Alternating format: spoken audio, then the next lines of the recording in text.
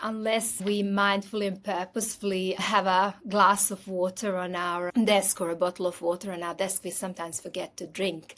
But something like 2% less than optimal. So if our hydration is 2% under the optimal level, that can really severely impact on our concentration, for example. So there would be the other things that would be important and that we should really endeavor to do as part of our routine. So not skipping the exercise class in the morning or sacrificing it to have more hours to do work.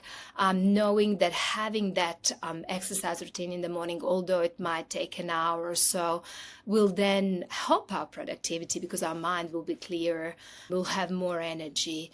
So really prioritizing that, I would say that will be another thing on a list of priorities. Other things that are important pre-performance, well, understanding when we are deciding on the tasks that we're going to do, well, we know that there are 3 elements that impact on our motivation.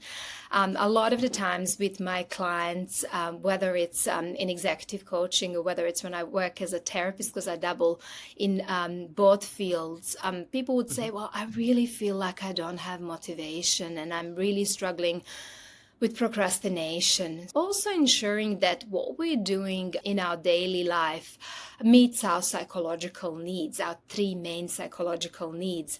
One of them is competency. So again, that we're not feeling overly challenged by our roles to the point that we feel like, oh, there is no way I can complete all this. And that happens a lot of the times when we're setting very unrealistic expectations. And that generally makes us just want to give up because on some rational level, we know like, this is impossible. This is not going to happen. And it is really literally setting ourselves up for failure. So ensuring that what we set out to do each day is somewhat challenging, but not overly challenging where we feel that it's unrealistic. So that's that need for competency being met. Secondly, that we feel that we have a control over what we're doing. So there is some sense of perceived control and autonomy, because that need for autonomy is it's something that we have a strong need for, and that is highly connected to intrinsic motivation.